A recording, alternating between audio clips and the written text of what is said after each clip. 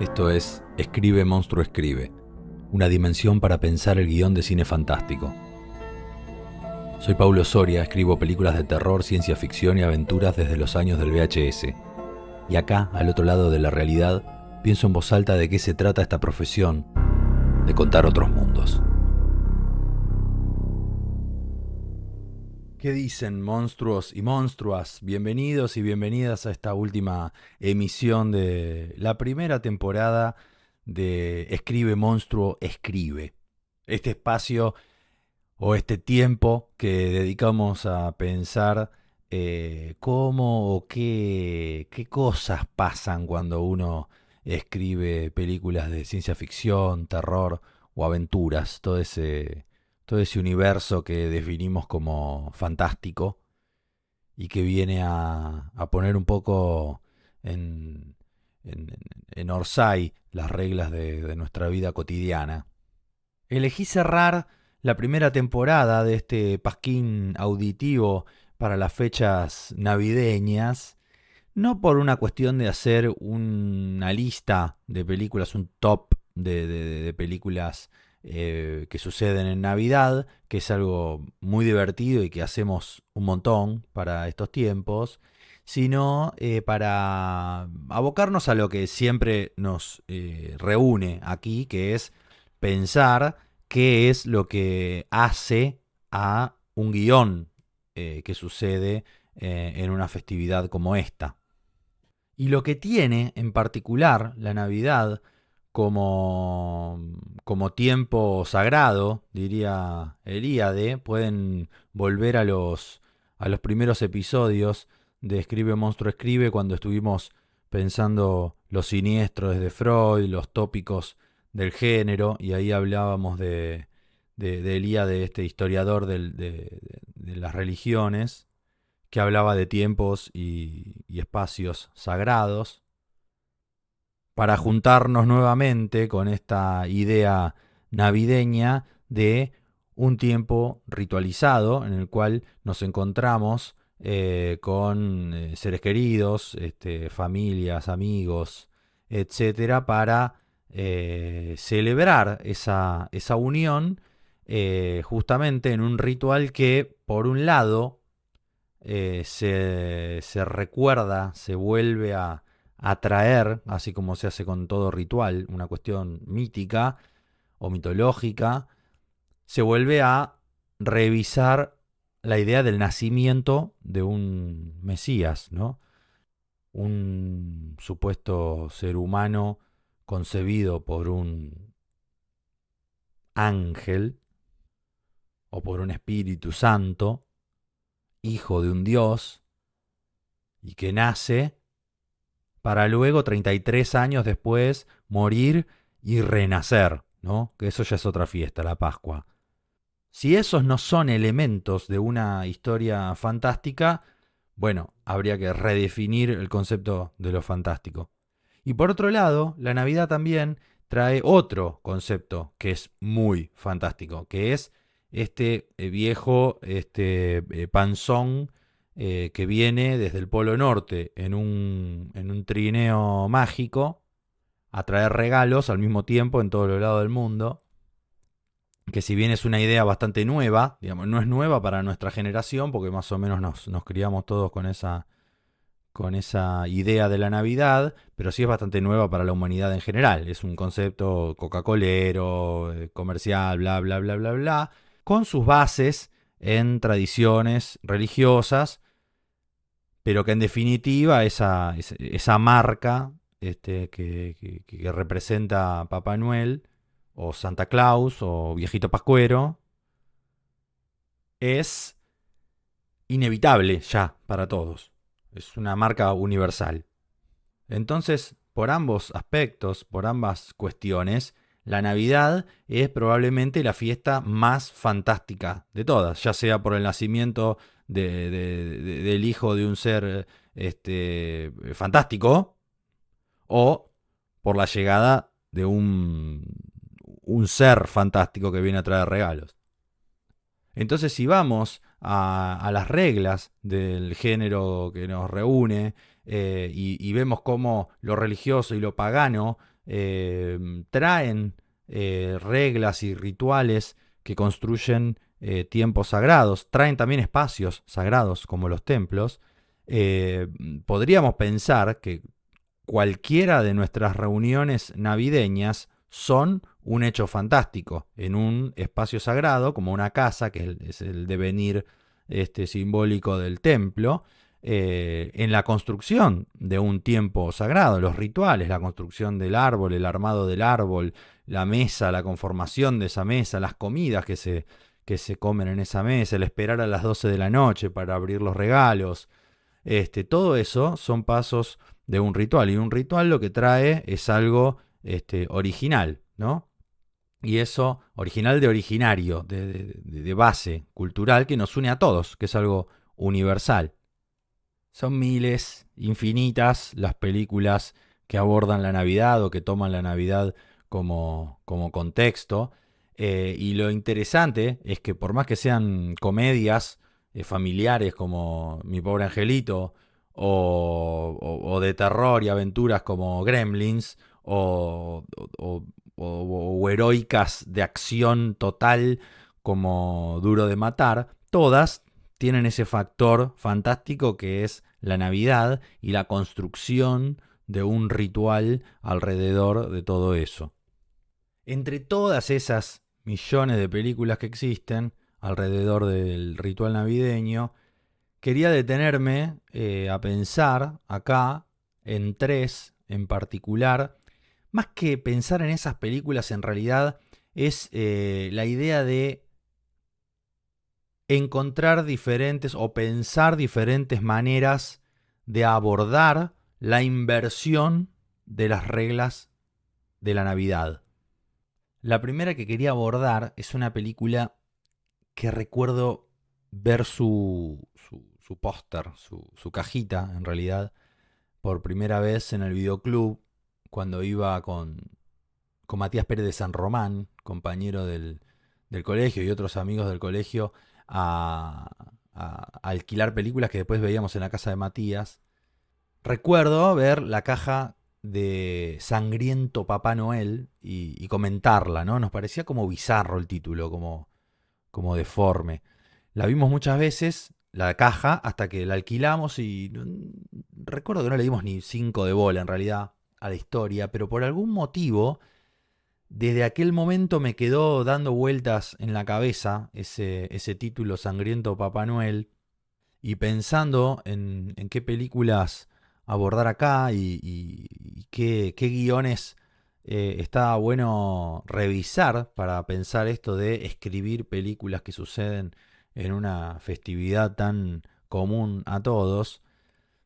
La vi, la busqué, descubrí que era Silent Night, Deadly Night, que también había visto el título pero nunca la había relacionado con Sangriento Papá Noel. Es de 1984 y me pareció súper interesante cómo se mete con la Navidad desde el slasher, pero no al modo de Black Christmas. Black Christmas es una película de los 70, de alguna manera como madre del slasher, es previa a Halloween, contemporánea a la masacre de Texas, que cuenta la historia de un grupo de chicas que viven en una casa de estudiantes, que son acechadas por un loco que las acosa por teléfono y las empieza a asesinar para Navidad, ¿no?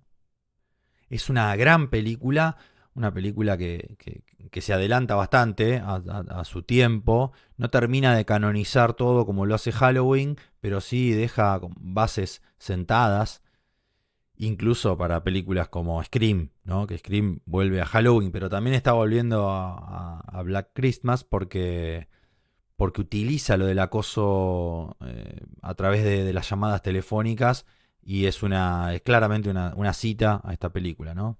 Pero mi intención no era ir necesariamente a clásicos del género, uno termina cayendo también por ahí, pero sino a buscar películas que jugaran con la ritualización y la desritualización, o ver al revés el ritual de la Navidad para ver qué pasa jugando a esto de construir una ceremonia.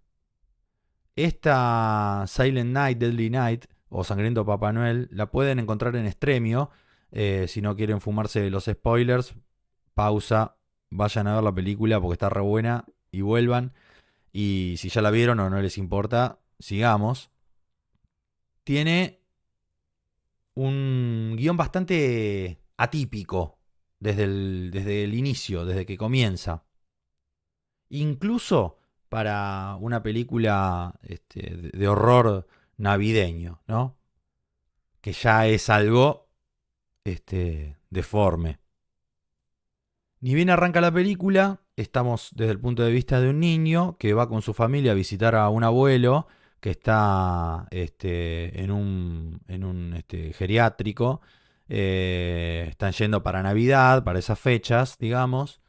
Y cuando llegan, los padres van a hablar con el médico y el nene se queda con el abuelo que está postrado en una silla de ruedas y no se mueve. Y de pronto el viejo lo mira y le empieza a decir que si no se portó bien ese año, mejor salga corriendo cuando venga Papá Noel porque lo va a liquidar. Es muy terrorífica la situación con este viejo. El nene se muere de miedo y cuando vuelven los padres, el viejo vuelve a estar así como petrificado. Entonces no sabemos si el nene lo imaginó o no. Yo elijo creer que no lo imaginó. Y el nene no le dice nada a los padres. Todo sigue su curso, pero el pibe ya arrancó mal.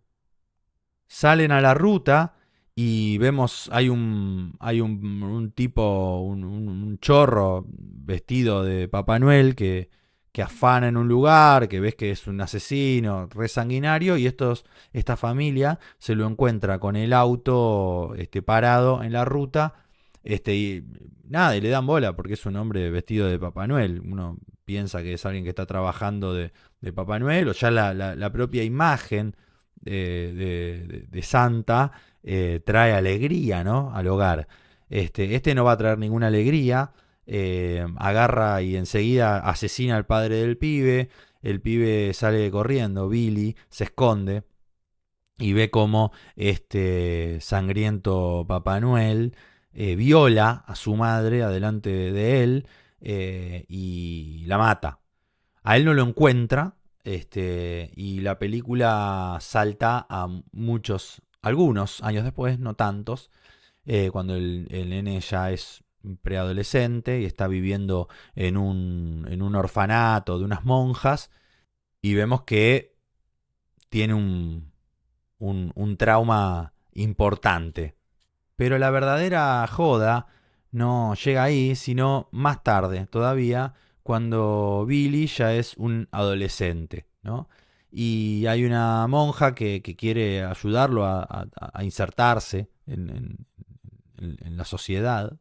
Le consigue un laburo en una juguetería y consigue ese laburo justo para la fecha de Navidad y lo obligan, a pesar de su trauma con la figura de Papá Noel, que lo pone muy mal, se saca cada vez que ve un Papá Noel, lo obligan a vestirse con el traje rojo eh, para nada, para recibir a los chicos que vienen a dejarle la carta y hablar y qué sé yo. El clásico ritual comercial de película de Navidad. Y él ahí hace un brote, ¿no? Ahí se chifla y empieza a asesinar a todos aquellos que considera que se han portado mal. Se convierte en ese Santa Claus invertido que él vio de niño, que es el único Santa Claus que conoce, y empieza a matar a todo el mundo. El castigo es necesario, dice constantemente.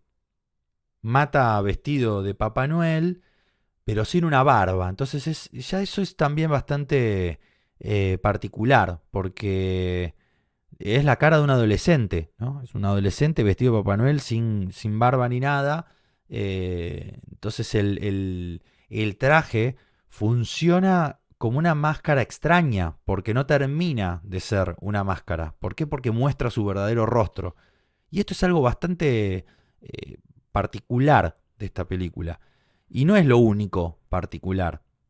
Porque a pesar de que este asesino va y sigue ciertas cuestiones del género slasher, de hecho, hace lo mismo que Halloween, va y asesina a una niñera que en lugar de estar cuidando a una nena está garchando con el novio, los mata a los dos, pero después cuando encara a la nenita que ha sido descuidada, le pregunta si se portó bien o mal ese año. Y la nena dice que se portó bien, entonces él le tiene que dar un regalo. Entonces no encuentra qué cosa regalarle hasta que saca una trincheta que usó para asesinar, que está manchada con sangre, y se la da, un cúter. Bueno, se lo da de regalo por haberse portado bien. Lo particular, decía, de esta historia, de este guión, es que estamos constantemente desde el punto de vista de este asesino.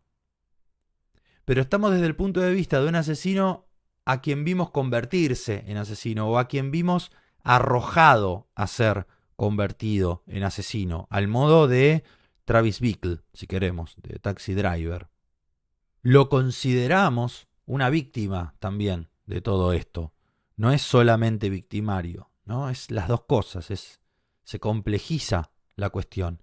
Y esto es muy interesante para un slasher. Es algo que después lo vamos a ver en Rob Zombie como sustento de todas sus narraciones, incluso como ya hemos también repasado en este espacio, en su versión de Halloween, ¿no? Dedicamos un capítulo entero a Halloween versus Halloween.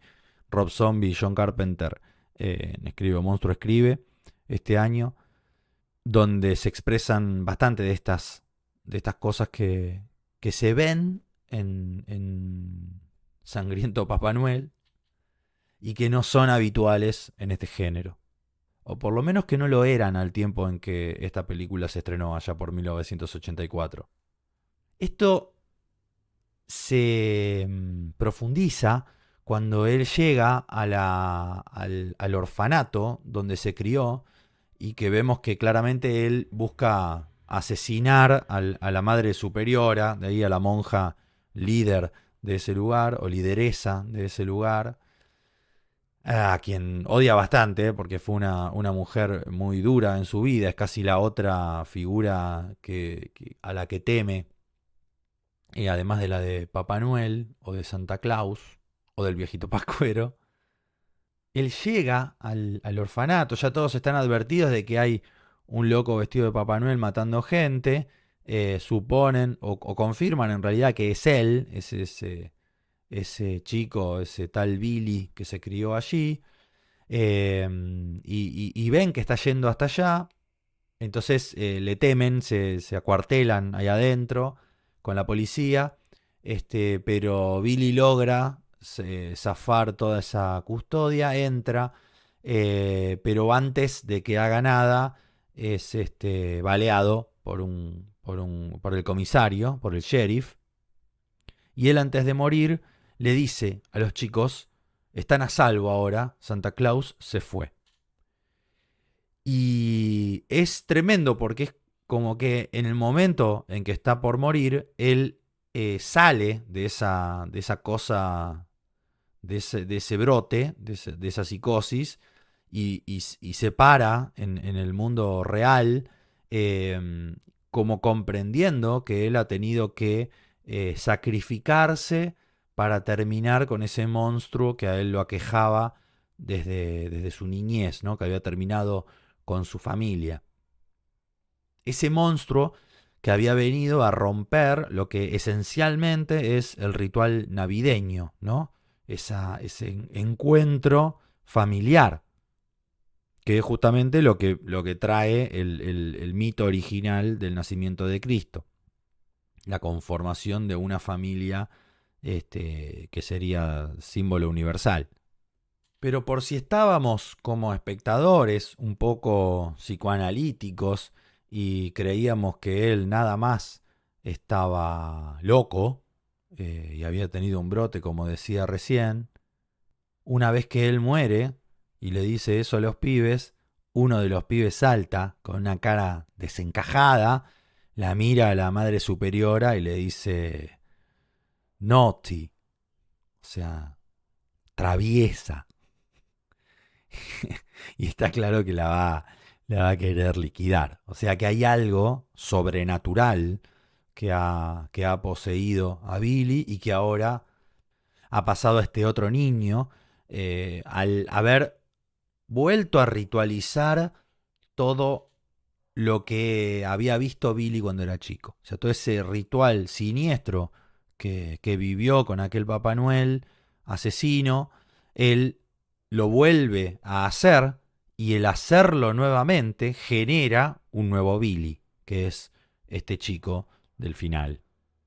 Muy buena película, muy clase B, muy extraña incluso para su propio género o su propio subgénero de slasher.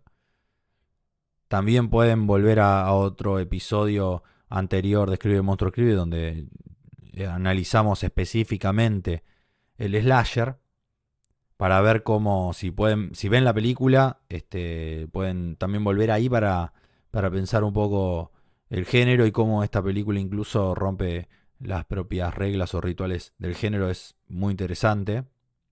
Y la verdad es que agradezco haberme encontrado con esa cajita de VHS con Matías Pérez de San Román ahí si mal no recuerdo, en el videoclub Candilejas de Ramos Mejía, de Alsina y Alvear, frente al edificio donde vivía Walter Pico, jugador de Boca Juniors. O eso decían ahí en Ramos. La segunda película de la cual quería hablar, o de cuyo guión quería hablar en realidad, es, bueno, un clásico bastante universal. Es la que conocimos como El extraño mundo de Jack, The Nightmare Before Christmas. Un universo creado por Tim Burton, pero una película dirigida por Henry Selick. Animación, cuadro por cuadro, años 90, 1993 para ser más específicos. Un musical increíble que todavía tiene una magia muy particular. Hoy es una de las películas favoritas de Almendra, mi hija, que tiene 7 años y está bastante cinéfila y es una película que no para de ver, que está desde que la vio se fascinó. Quería volver a semejante clásico para pensar qué es lo que hace desde su historia, desde su guión, desde cómo está escrita, de qué elementos utiliza para contar, cómo aborda en realidad la cuestión de el ritual navideño. Como bien acusa su título, el original, no el castellano o argentino del extraño mundo de Jack, la pesadilla antes de Navidad, que es un juego de palabras o una cita a un poema clásico de Night Before Christmas, justamente señala lo que viene a jugar la historia, ¿no? Es agarrar la Navidad y dar la vuelta, invertirla. Si la Navidad, diría Sigmund Freud, volviendo al primer episodio de Escribe Monstruo Escribe, es algo familiar, que se haga ajena, que se invierta, que venga el líder, el Papá Noel de Halloween, a hacerse cargo de esta festividad, es justamente enajenarla, por lo tanto, convertirla en un evento siniestro, ominoso. Lo divertido del extraño mundo de Jack es que justamente lo que pasa con Jack es que al descubrir la Navidad, él la mira con sus ojos de Halloween. Él curte otra cultura, ¿no? Él no curte la cultura de la vida, que es la cultura que trae la Navidad, la idea del nacimiento, la idea de la familia, la idea del encuentro, de comer para la abundancia y bla, bla, bla. Él viene de otra movida, de la cultura de la muerte, porque la cultura de Halloween es la cultura de los muertos. Entonces, ¿cómo puede comprender alguien que curte la cultura de los muertos una cultura de la vida. Bueno, lo que sucede es esto que sucede en esta película, ¿no? Se invierte la cosa y lleva a la tragedia casi. La diferencia con otras historias como la del Grinch, por ejemplo, el Grinch tiene muy malas intenciones, odia la Navidad, sabe lo que es la Navidad y quiere destruirla. Después termina haciéndose parte o comprendiéndola, o comprendiendo su esencia, mejor dicho, y amigándose con esa esencia. En el caso de Jack, él la descubre, no la conocía. Y se mueve a través de la curiosidad, el What's This, de la canción que canta cuando llega a Navidad, es la curiosidad, el asombro absoluto, que es justamente la esencia del género fantástico, es recuperar ese juego primigenio de la infancia, de descubrir el mundo y de utilizar la imaginación para completar todo eso que estamos tratando de entender, de comprender, de analizar por primera vez. Vamos, bueno, descubriendo el mundo a través de nuestra imaginación y eso es lo que trae el género fantástico a colación y por eso nos gusta tanto, ¿no? Jack hace ese proceso, nos lleva a hacer de nuevo ese proceso sobre un ritual que conocemos tanto como es el de la Navidad. Entonces él queda completamente fascinado y cuando vuelve les describe a todos los del pueblo de Halloween sobre los regalos, las chimeneas, la nieve y los trineos, la reunión familiar y finalmente este líder de la Navidad, que es este hombre obeso vestido de rojo, y que él no sabe bien cómo se llama porque entendió mal, y que en lugar de Santa Claus, él entiende Sandy Claus como si fueran como garras arenosas, serían una cosa así. Acá, creo que cómo era que le decían acá, Santa Atroz, también era una de las traducciones. Y acá es donde se plantean robar de alguna manera la Navidad, o hacerse cargo, mejor dicho, de la Navidad, porque si hay algo que no tiene Jack es malicia, a pesar de ser del mundo de Halloween, es un personaje bastante inocente y él no viene a hacer el mal por decisión, él no es malo, él está aburrido en Halloween y quiere renovarse él y renovar lo que pasa en su pueblo. Y al descubrir eso y quedar tan fascinado, dice, bueno, tenemos que meternos acá para renovarnos nosotros, ¿no? Es bastante heroica la historia de Jack. Entonces al empezar a planear, hacerse cargo de la Navidad e ir paso por paso, con cada elemento, con la música que suena, con cómo hay que hacer los regalos, con cómo construir un trineo de Papá Noel, todo eso va haciendo algo muy interesante que propone la película, que es una deconstrucción de la Navidad, ¿no? Es como hacer la Navidad al revés. Y uno de los elementos o uno de los detalles que más me encantan del guión, de los personajes que más me gustan, que son los tres pibes de Oogie Boogie, que son hermosos, que son como los campeones de las travesuras, son justamente los que van a secuestrar a Papá Noel, ¿no? Y eso me parece una gran idea, porque Papá Noel es el personaje que viene y premia a los niños que se portan bien y a los niños que se portan mal no les trae regalos y acá van estos tres runflas a buscarlo, que son justamente los que nunca hubieran recibido un regalo de él, ¿no? Es como una venganza de los niños traviesos que me parece bellísima, una de esas justicias poéticas que se dan con el fantástico que son alucinantes. Ahora, todo esto no deja de ser un error, porque la construcción de un ritual, justamente, que va a traer algo original o originario, mitológico, bla, es algo que viene a restaurar siempre un orden, un cosmos, en un momento de caos. O si es un ritual del caos, después va a haber que re-ritualizar todo para volver a encontrar un cosmos, como sucede en cualquier película cualquier buena historia fantástica, de terror, como sucede en Halloween, por ejemplo. Acá quien señala el error que está cometiendo Jack, quien señala la ibris, o sea, la desobediencia a la ley divina, es Sally, ¿no? Y lo interesante de Sally es que es justamente un personaje frankensteiniano, que es un poco la compañera del monstruo que el doctor Frankenstein nunca terminó de hacerle, ¿no? Terminó de construirle, eso que le pide el monstruo al doctor Frankenstein en la novela original, digo, de Mary Shelley. Y el doctor Frankenstein por cobardía o por no atreverse a- a comprender lo que le sucede a esta creación suya, no lo termina de hacer, ¿no? O sea, se tira para atrás cuando está a punto.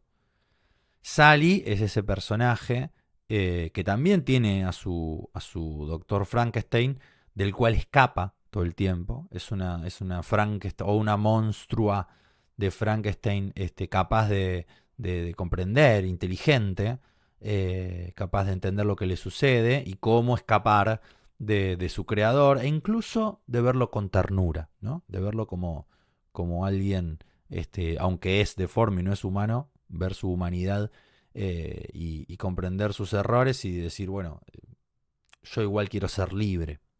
Sally tiene esa capacidad y es ese costado para Jack que él no tiene porque está completamente empecinado en ir a copar la Navidad.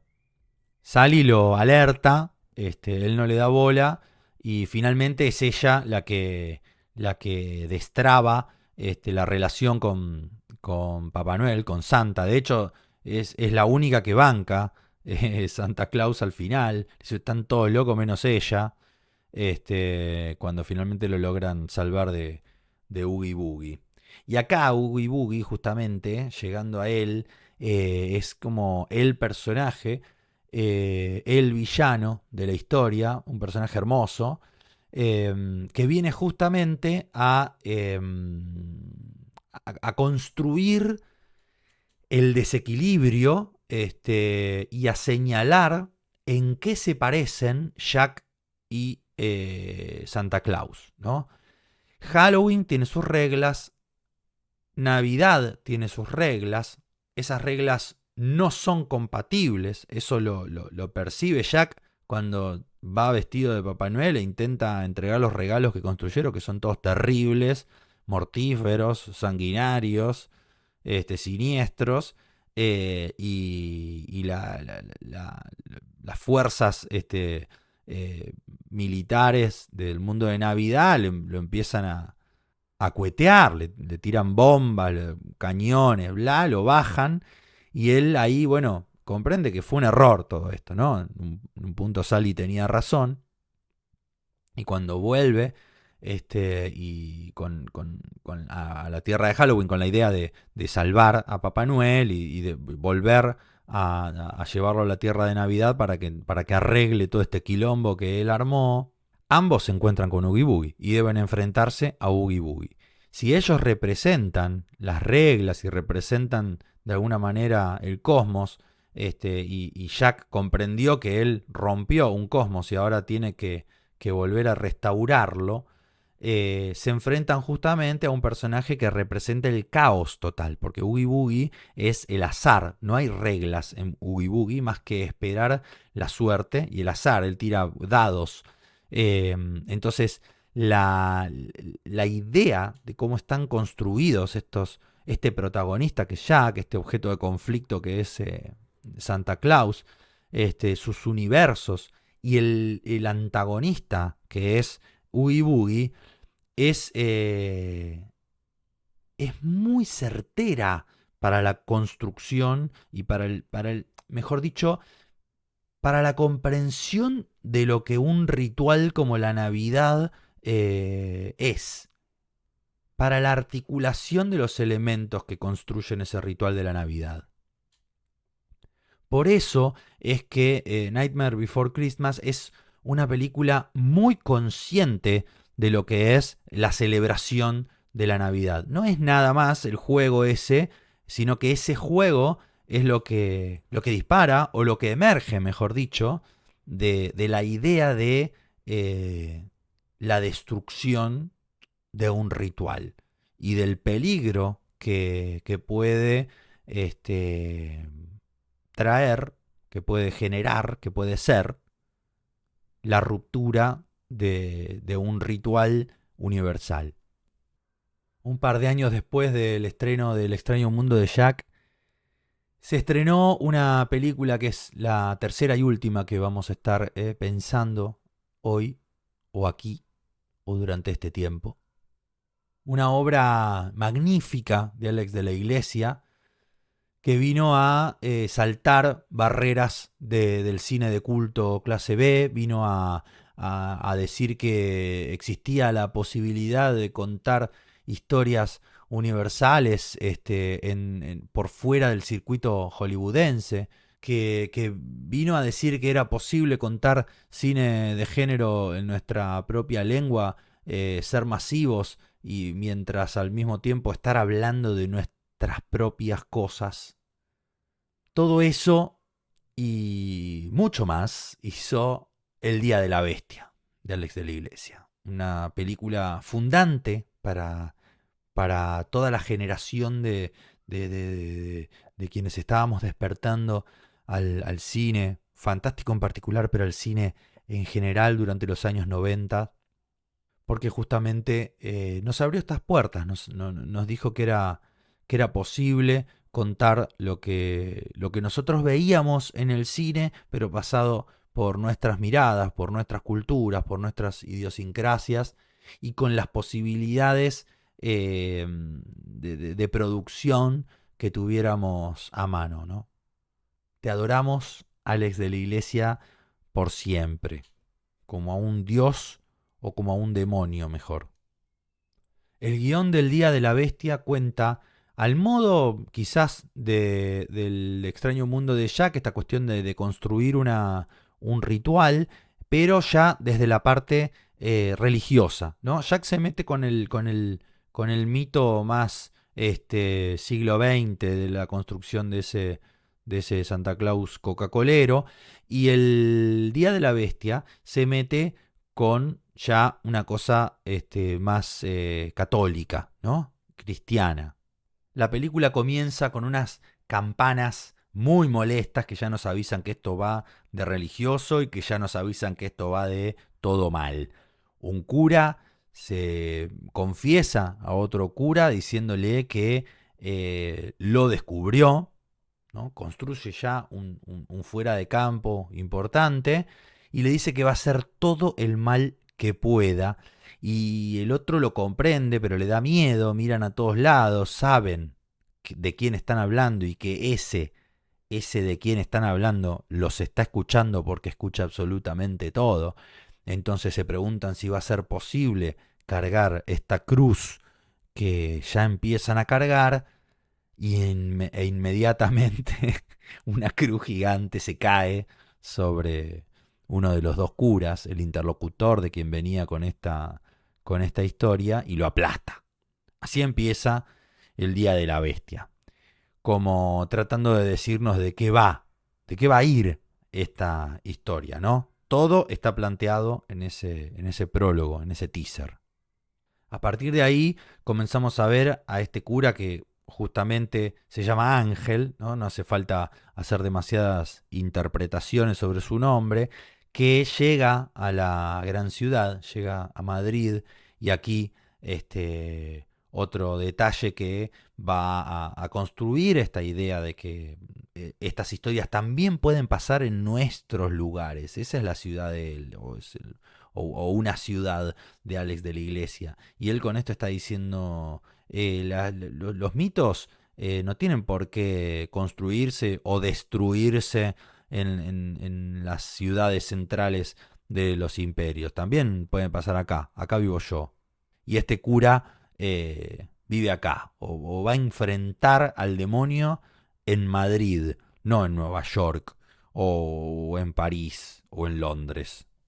El cura Ángel está convencido de que tiene la información, de que ha descifrado la fecha exacta del nacimiento del anticristo. Y como sabe que el diablo siempre se burla de Dios, está convencido de que en algún lugar, a esa hora, el demonio va a hacer una parodia del pesebre navideño y va a hacer que su hijo nazca el 24 por la noche, o sea, a las 0 horas del día 25 de diciembre. Lo que él quiere hacer es encontrarse antes, invocar antes al demonio para poder sacarle la información de dónde va a suceder. Cuándo va a suceder ya lo descifró, con viejas escrituras que él pudo analizar e interpretar. Pero le falta el lugar. Entonces empieza a hacer todo el mal que prometió hacer al otro cura antes de que lo aplaste la, la cruz gigante. Le roba a un moribundo, le roba a los mendigos, arranca un crucifijo de una pared, hace todo tipo de macanas, hace todo tipo de cosas malas, muy inocentes, ¿no? Pero que él está convencido de que van a funcionar. Y lo interesante de esta película es que termina funcionando, ¿no? Y que lo vemos como algo cómico que termina sucediendo, ¿no? Todo ese ritual que él va construyendo. Pareciera que no va a llegar a nada, y sin embargo lo hace. En ese camino se encuentra con quienes van a ser, según él, los Reyes Magos en toda esta historia. O sea, los dos Reyes Magos, además de él, que lo van a acompañar, que son José María, que es uno de los más grandes personajes de la historia del cine, ese metalero que hace Santiago Segura en un momento de brillantez absoluta, cada gesto, cada palabra, cada movimiento, cada cosa que hace Santiago Segura ahí es realmente increíble. Bueno, un Sancho Panza, ¿no? Está mil veces señalado que ellos dos, que Ángel es como el Quijote y que José María es Sancho Panza, que lo acompaña a este loco que ve molinos de viento por Madrid, hasta las últimas consecuencias, ¿no? Se convierte en un fiel acompañante y que va a terminar dando incluso su vida por esta causa que solamente ellos son capaces de creer. Ellos, y finalmente lo va a hacer también Caban, el personaje, ocultista, conductor de televisión, celebridad de la tele y del ocultismo, que Ángel ve en la tele y que incluso la madre de José María también lo ve en la tele. Es un tipo es un tipo muy conocido y que ellos van y secuestran directamente, para que les enseñe a invocar al demonio. El contexto es muy importante en esta historia porque es una Madrid muy violenta. Hay un grupo de extremistas que se auto llaman Limpia Madrid, que van asesinando a palazos y prendiendo fuego a personas en situación de calle, que el propio protagonista ve y que van a tener una importancia mayor en esta historia hacia el final, y que hablan de una sociedad que está bastante lejos de lo que el espíritu navideño viene supuestamente a regar, ¿no? Es una sociedad muy violentada, muy oscura, muy desapegada del otro. Caban va a comprar a un lugar donde acaban de pasar los de Limpia Madrid y mataron al cajero, mataron a uno que estaba comprando, y el tipo nada, les pasa por arriba, deja la plata y se va. Eso cuenta en qué momento va a suceder esta historia. Los rituales no suceden porque sí en cualquier momento, ¿no? Digamos, el mal se permite ingresar cuando una puerta se le abre. Esa sociedad está abriendo la puerta a que el demonio lleve a nacer a su hijo allí, a ese lugar.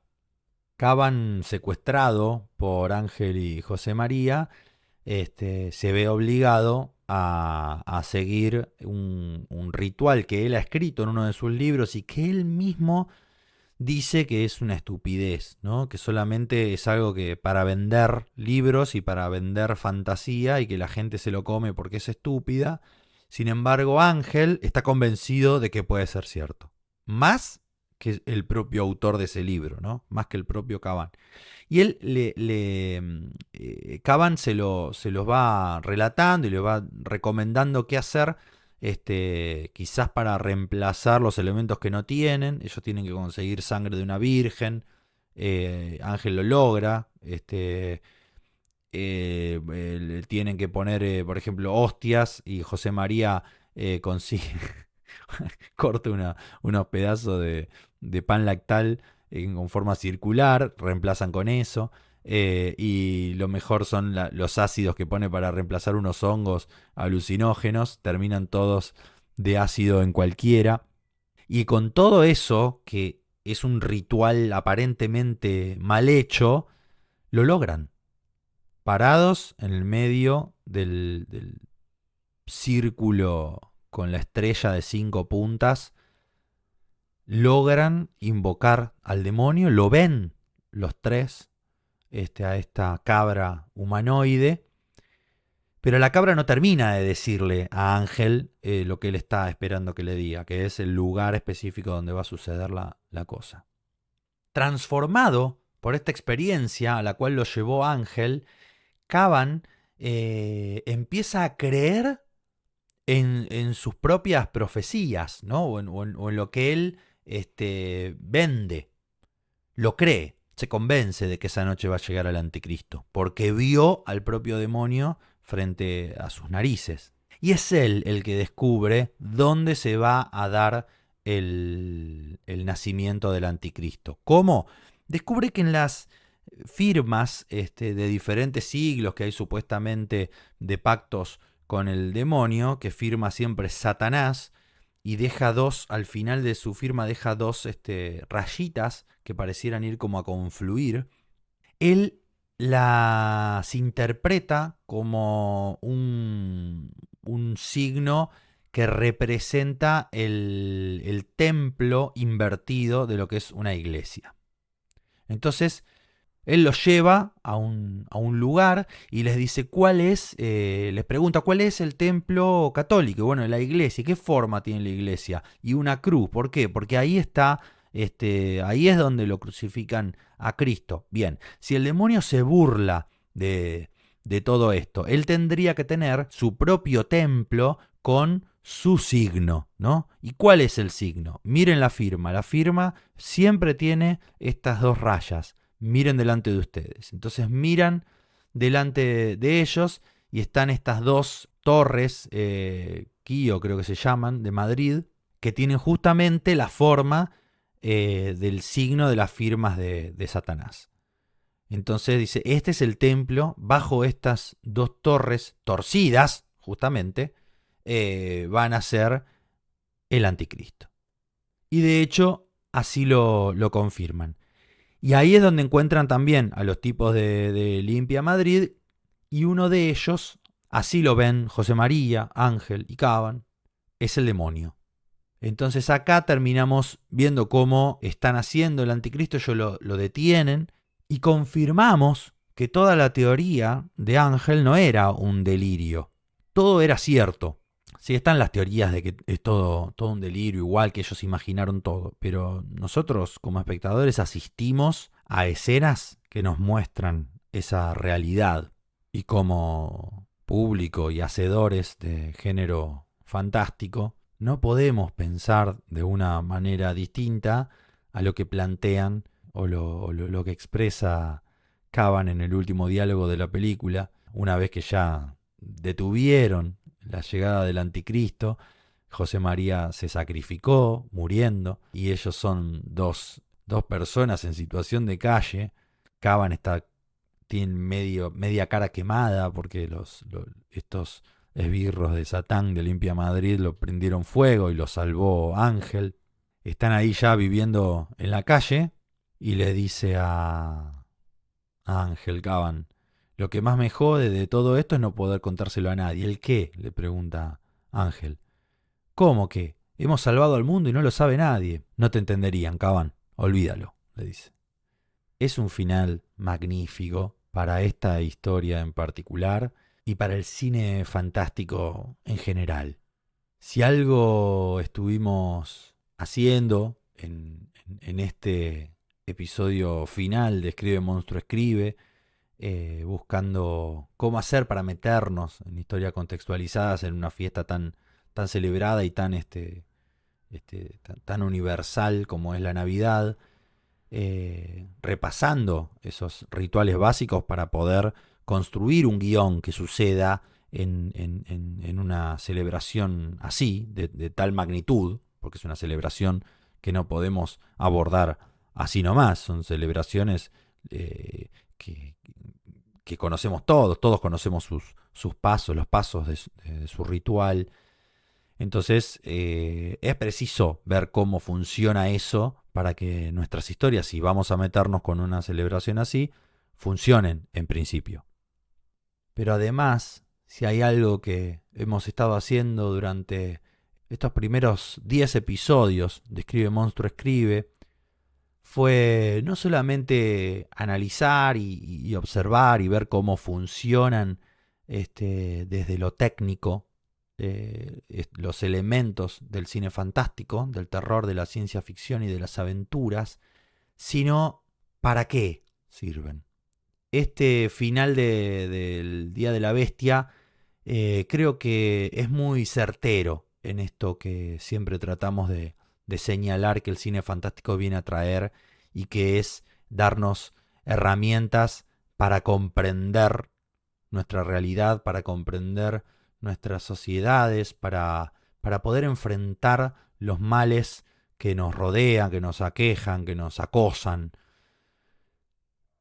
El cine fantástico nos ayuda a corrernos de la realidad para observarla, para pensarla, para generar un pensamiento crítico y volver actuando en consecuencia. A veces nos podemos sentir como Caban, a veces podríamos pensar que ya está, que no vale la pena, como propone Ángel al final, esa mirada carpenteriana de las cosas que tiene Alex de la Iglesia.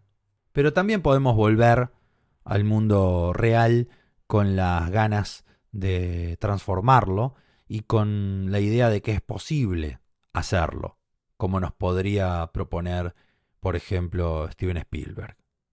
Monstruos y monstruas, les deseo una feliz Navidad, un próspero año nuevo, y que estas reflexiones fantásticas sobre las fiestas que celebramos todos nos sirvan para seguir escribiendo más y más historias de cine fantástico, porque necesitamos más guionistas de terror, más guionistas de ciencia ficción y más guionistas de aventuras en estas tierras al sur del planeta, para que más y más gente logre imaginar.